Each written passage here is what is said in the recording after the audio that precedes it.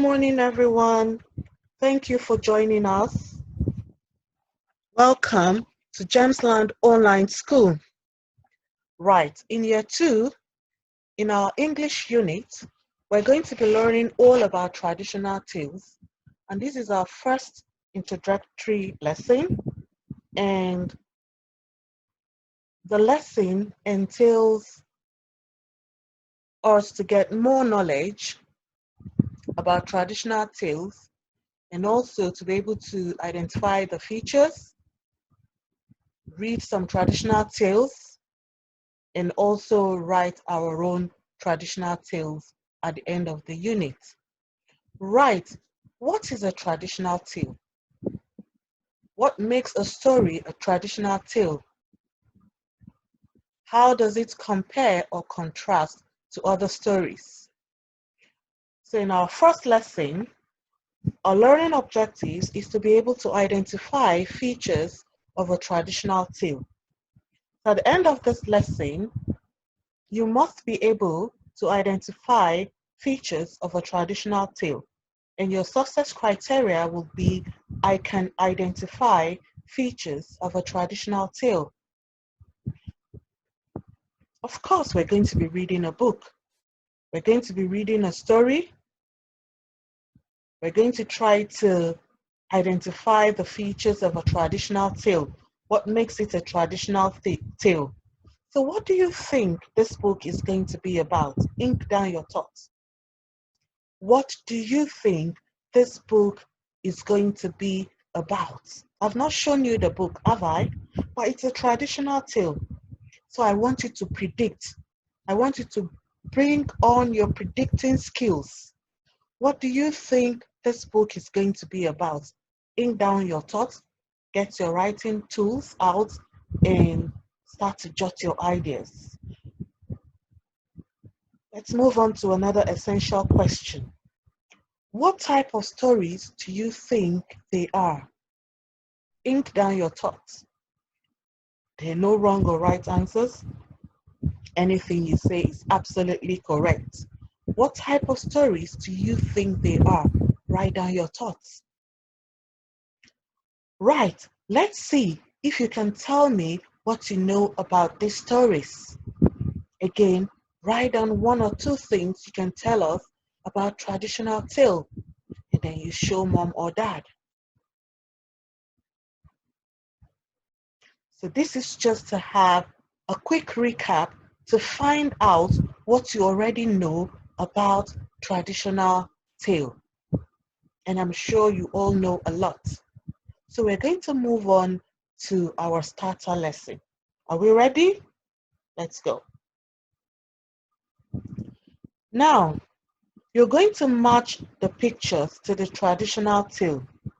This will help me to find out what you already know and consolidate on what you want to know or what you already know about traditional tales. I want to find out what you already know about traditional tales. Now, these are some pictures associated with traditional tales. I want you to match the pictures to the traditional tale on the next slide. Now, all of these pictures, the stories are on the next slide. Some of the stories. So let's see the ones you're able to match. How are you going to match?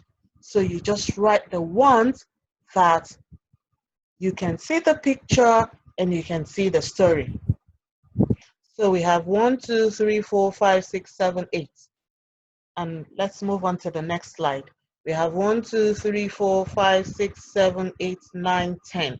So what I want you to do for me now is to write down these tales. Then I'll go back to the pictures and then you tick the ones that you can see the pictures. So you will write down the stories. Then I'll go back to the pictures and you will tick the ones that you can find the picture. So a traditional tale is a story that is well known and often told. It's that simple.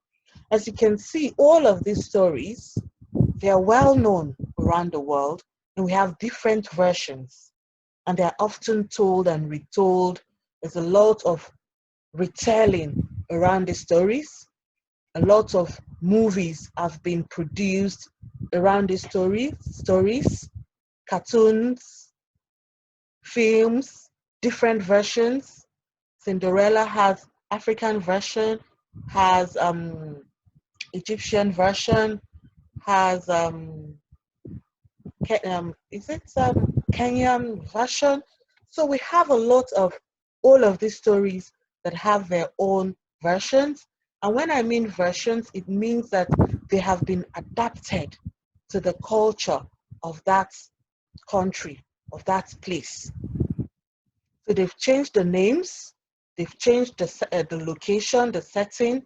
They've even used different characters. They've introduced different characters, but the theme and plot is still maintained. So you have African Cinderella, you have Egyptian Cinderella, and so on and so forth.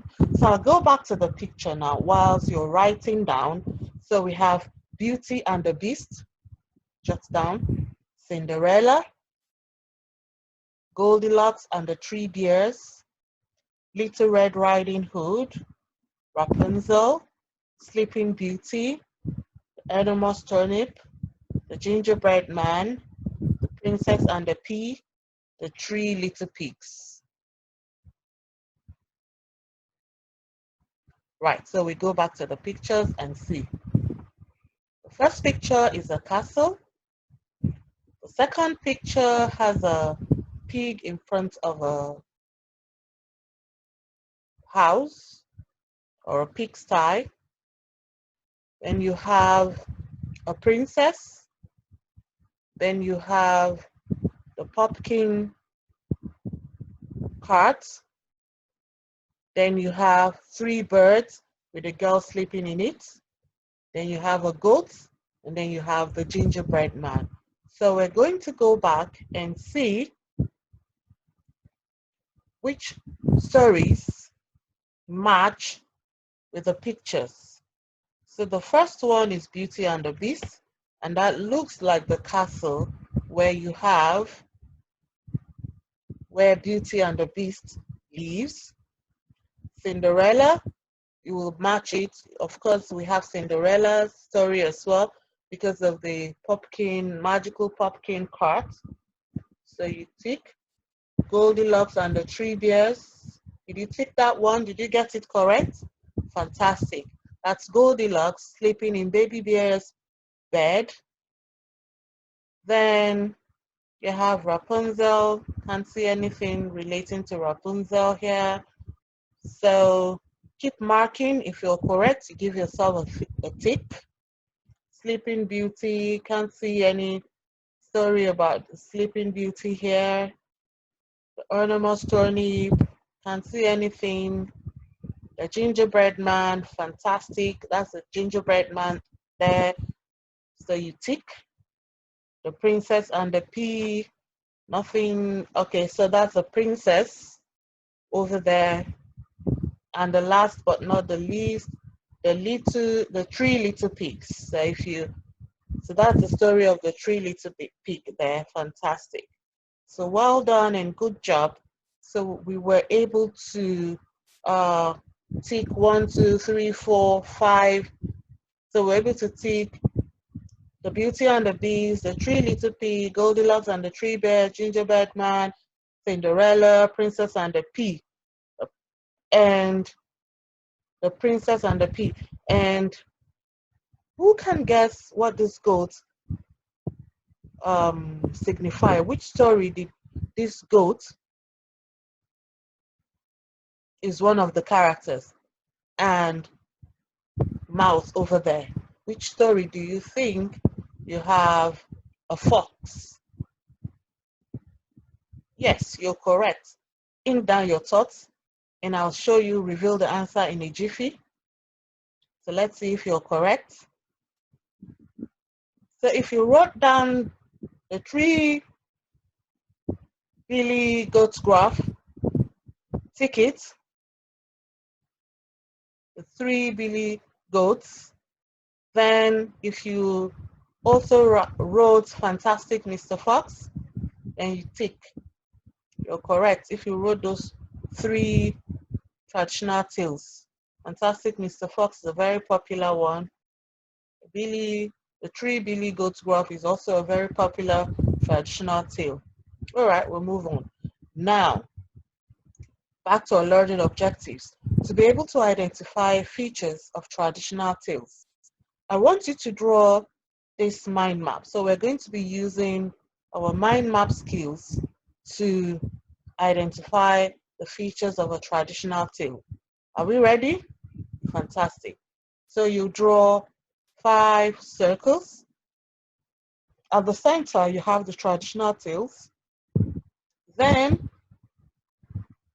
by the right side and the left side, you draw 2 small circles. You write characters and what goes wrong. Then up and down, you draw 2 small circles and write setting and beginning. And then you have your spikes to show the spidergram. So what those spikes means is that you're going to be, as we read the story along, you're going to be taking down notes and filling in your mind maps. Are we ready? You'll be taking down notes of the setting, take down notes on the characters, take down notes on the beginning of the story, what happened, and what goes wrong. When I mean take down notes, it means you're not writing full sentences. You're just jotting down important ideas. You're taking down notes. You're using phrases to understand the story much better. So I'll give you 3 minutes to draw the spidergram mind map, and I'll be counting down. 10, 9, 8, 7, 6, 5, 4, 3, 2, 1, and then we move on. Again, we're going to be using these tables to process our information. We're going to be using the table to gather more information from the story and to present our information. So this is a table that has 4 rows, 5 rows, and 5 columns. And the topmost row, you're going to write the title, which is the traditional tales. The second row, you write name, who, where, what goes wrong, who helps. It's slightly different from the spidergram, from the mind map. And also you have the 3 blank rows and 3 blank columns.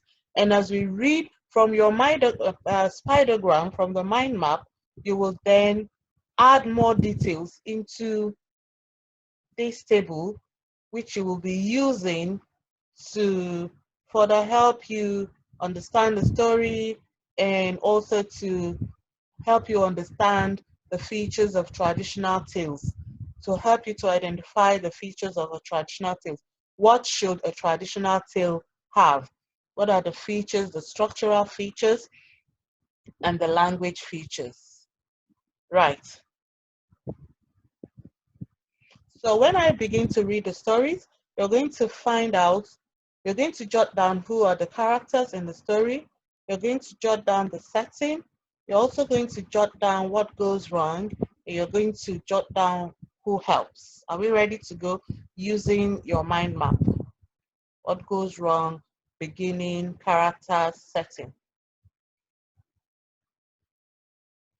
So we're going to go back now and read the story.